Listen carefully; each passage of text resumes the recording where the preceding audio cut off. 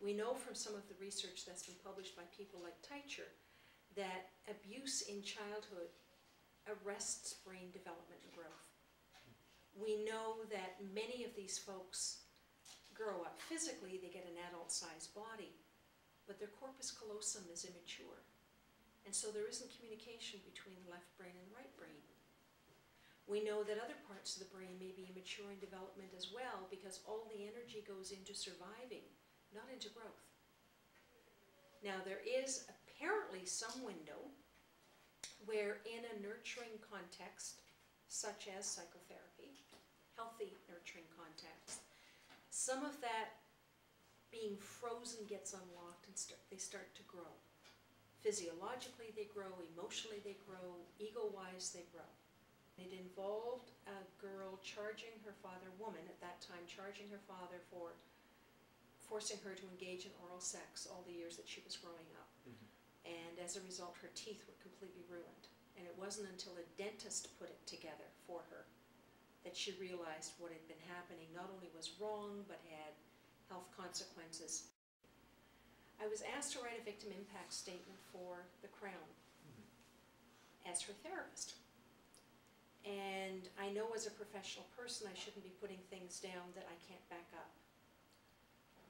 So I went to the literature, which is what all good professionals do at a time like that. You go to the literature to see what have I got support for. Well, I could find a lot of support, thanks to Finkelhorn and a few others, for the depression, the personality problems, the behavioral issues, marriage falling apart, relationship issues, not doing well in school. I could find lots for that.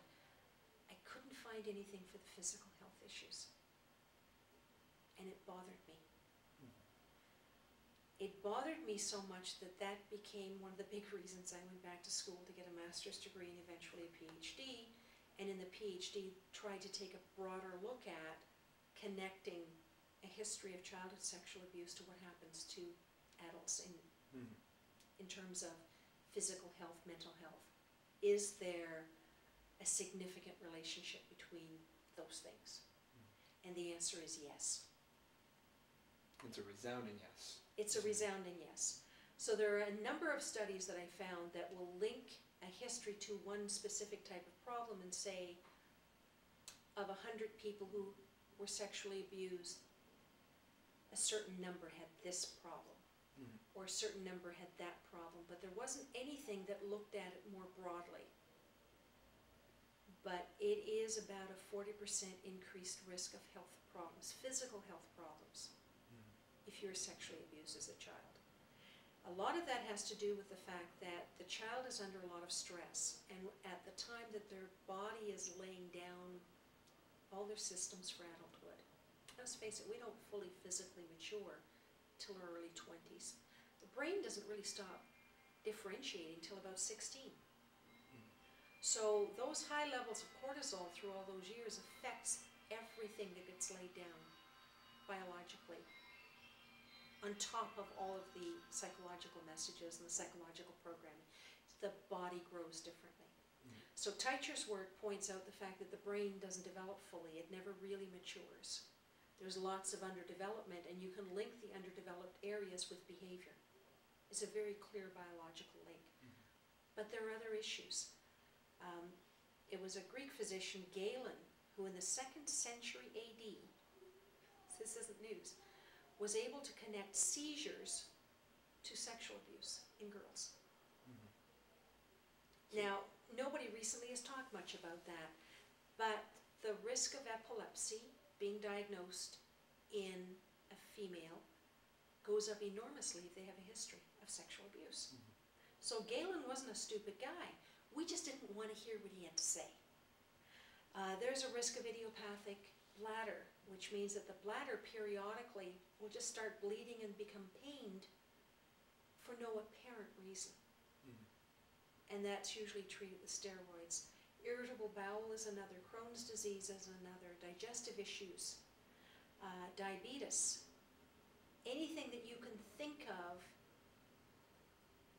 that happens systemically is affected by those high cortisol levels in childhood. Fibromyalgia. Fibromyalgia is an 80% correlation. 80% of the people with fibro can give you a history when you ask them. The other 20, I don't know. Sometimes people don't remember. If I'm doing an assessment and I say what's your earliest memory, and they tell me about something when they're 14, that's a huge flag for me. That's a huge flag that, okay, you're not able to remember what's going on, that has had to be sealed away. So yeah, there are a lot of problems. This particular lady whose father went to Kingston is now in a motorized scooter provided by our healthcare system.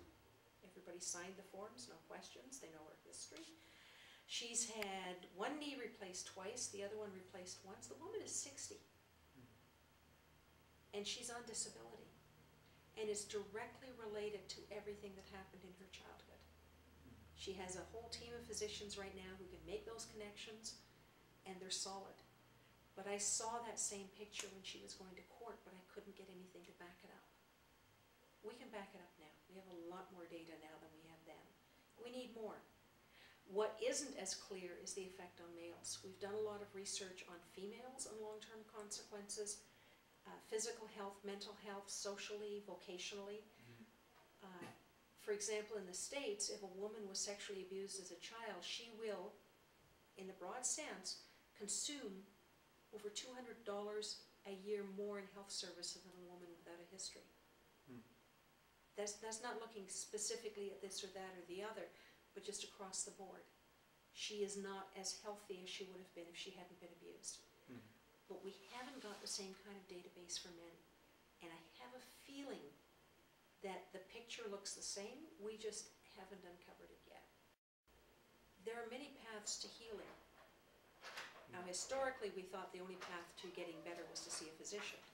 But there are actually many paths to healing. Some of it involves a therapy road. Some people find the path to healing through a spiritual road. Some will find it in other ways. Some will find it because they happen to have really good supports around them and good people around them who listen. Good friends, good supportive family. I have met people socially who have a history, but at the time that they were abused, their family closed in, supported them, believed them, stood by them. And so the damage was quite different in those contexts than in a context where the child is completely alone. People don't end up coming for mental health services unless they don't have support systems. And that's a reality therapists don't talk much about, but people with identified mental health problems usually have a social support system of less than 1. Healthy people have social support systems greater than 8.